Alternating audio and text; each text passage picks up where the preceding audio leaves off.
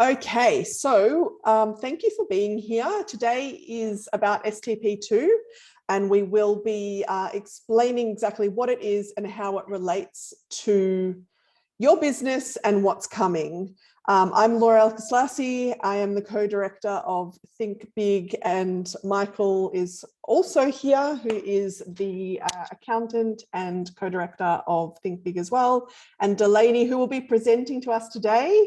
I will hand over to Delaney now. If you have any questions at all, please just pop them in the chat. We will have time for Q&A at the end of this session, and I'm sure we'll be answering a lot of the questions. If you could stay on mute while we're recording this, we'll happily have a discussion with you during the Q&A session. So thank you for being here, and I'll hand over to Delaney now. Thanks, Laura. Hi, everyone. Thank you for joining us. So we're just going to go through a few bits and pieces about STP and what it is and how it's going to affect you.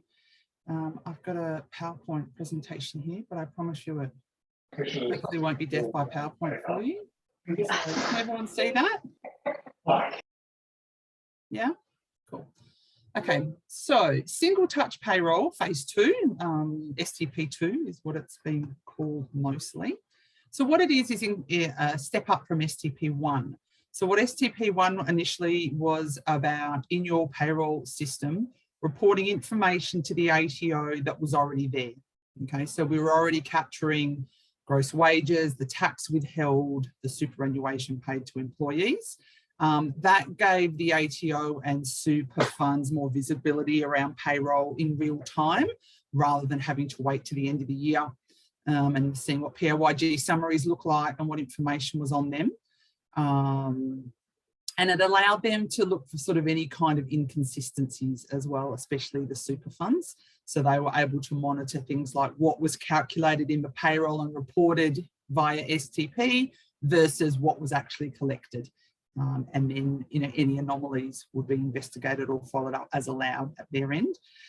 For the employee, the main change was that they no longer got PAYG summaries. STP allowed your payroll to report to the ATO, and then the ATO populated their MyGov. So the employees were then able to, from their end, already see it. And if they went to any tax professionals, that was already pre-filled there. For the employer, there was a little bit more work in place. If you already had a payroll system up and working, then there was just some functionality changes and some processes to do. For employees that didn't have payroll software, there was obviously a bit more work to be done. Some payroll had to be set up. And especially businesses that didn't have employees as such, but were just the directors, there were some changes around what the ATO calls closely held employees.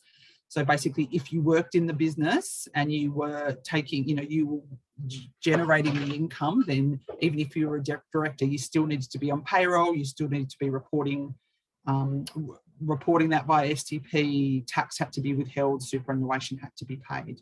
So that required some additional work as well, rather than it just sort of all being done and captured at the end of the year at tax time. So that's what's happened to date. What's happening now with STP2 is all about reporting additional data in more extensive ways to government departments, mainly Services Australia, so think Centrelink, child support, things like that. So for example, they're looking at STP reporting information to Centrelink around income declarations, status of employees, start and end dates, which will replace the manual reporting required for things like superannuation certificates and stuff like that. And also with child support as well, if you have an employee that's having child support deducted from their payroll, that information will be automatically reported to the child support department via the STP reporting. So what it won't do at the moment, it won't necessarily, it's not about Fair Work compliance, but there is talk about the fact that that's sort of what it's going to become, that it will be used to monitor that Fair Work's being adhered to. And it doesn't replace any requirements around reporting to do with superannuation. So we need to still collect superannuation details and report that separately, either to the ATO via the super clearinghouse or directly to the super funds, whatever process you're using. So that's still going to be a requirement even once STP is up and running. So based on what we just said back here about what STP will do, it does mean that there's some new data that needs to be reported. So at the moment, there is information in your payroll system around your employees and various information around them. You do have the ability to then report that information to the ATO. So if an employee's address changes or they move from part-time to full-time or something changes, they had a HEX debt or help debt that they've now paid off that changes, every time an STP is filed, that kind of stuff is going to be reported through. So that's useful. Information around employment basis. So are they full-time, part-time, casual? Now, in a lot of cases, the software already allows for this information. The change is going to mean that it's been reported to the ATO and the other government departments as part of the STP filing process. There will require a little bit more detail about income. So salaries and wages need to be reported separately to directors being paid, to working holiday makers, etc. And the reason they need to be broken down is that the way that the other government departments look at things are different depending on what type of income it is. Okay, this disaggregation of growth as well, I'm sorry that's a bit gobbledygook, but that's actually what it's called from the ATO's end. I couldn't make it sound any nicer. It's another further detail breakdown around salary sacrifice arrangements, allowances, other deductions that might be happening from payroll, once again, because that is treated differently on benefits you might be allowed to have depending on the type of income that it is. So some of that will require extra fields or additional fields to be in your payroll to allow it to be reported. There's also information around country codes. So that's for a couple of reasons. If you've got overseas staff maybe working at an Australian office, so they've got tax obligations in their home country, or you've got an Australian employee who's working overseas who then might have additional tax implications as well. So that's another bit of extra information. And termination reasons. So at the moment, you basically just put in a termination date for an employee, but now there'll be a reason, and that will then populate onto Centrelink and create the separation certificate, because then all the information will be required. So obviously the above information requires extra information to be in your payroll. Some extra data will need to be broken down. So there'll be a little bit of a process to get it ready to report STP to.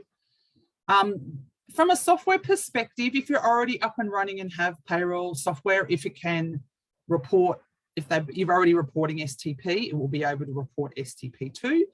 The main difference at the moment was the deadline initially for all this being implemented was the 1st of January 2022, so which has already come and gone, obviously. But with the pressure on the software companies, software providers to create additional functionality around COVID and JobKeeper and what that looked like, the ATO is basically given blanket extension. So if you have your payroll in Xero, you've already been given a blanket extension because of that. And now we're waiting basically on the software providers to roll out what the software will look like. And there's also talk about there being a progressive rollout, if that makes sense. So we don't want every single person to have exactly the same deadline, because then that's going to create a big bottleneck. We almost want to do it over a few months, or as businesses are ready to implement it, we can basically turn on the STP2 functionality, and up until then you can still report just the minimal data that STP1 was reporting. So as far as the blanket deferral dates go for the major software, Xero and MYOB are basically exactly the same. Xero is the 31st of December 2022 and MYOB the 1st of Jan 2023. QBO have just reported in the last week that they are now ready to go. So if you do have payroll on QBO, we'll touch base on that at the end about what the next steps are. So if you, as I said, if you have QBO, you can have a look a little bit further into that at the moment. So what will be different, basically, once this is all up and running? Employees will see more detail and more breakdown of information on their payroll. Their tax will be the same, their net that goes to them still the same, their super still the same, but it will be reported in more detail and broken down based on the other information we went over earlier. For the employers, realistically, once all the hard work's done, that we're looking at some removing manual reporting requirements. So you don't have to do separation certificates, you don't have to do tax file declarations, and additional reporting around child support and stuff like that once it's all up and running.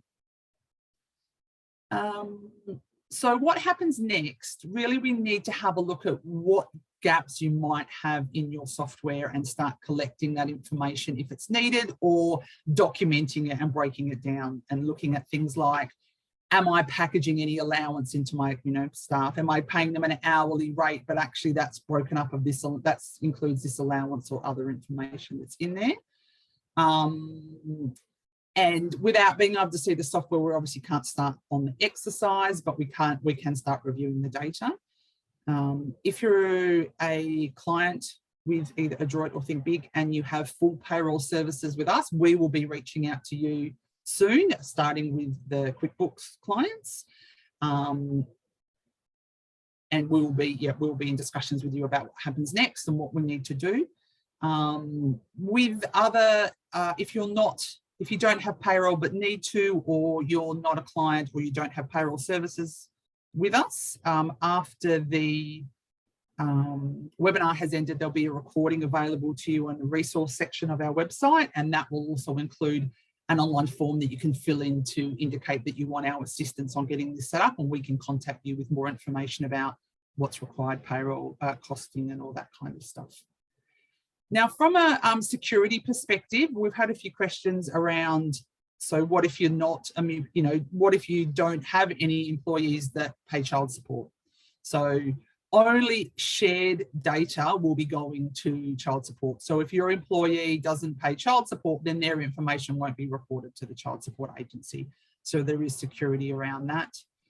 But that's it basically from an overview perspective. If anyone has any questions, or Laura, if you wanted to jump in at all. We've tried to make this as, I guess, quick as possible when it comes to giving you enough information to understand. And the reason why we're letting you know now is because time flies. And if you're unaware of what's happening, or as you're onboarding new employees as well, the process in which you collate their information may change, and the need for manual tax file declarations will go out the window. And so it's really important to know what's happening. If you have any questions, feel free to unmute yourself now, or you can put them in the chat.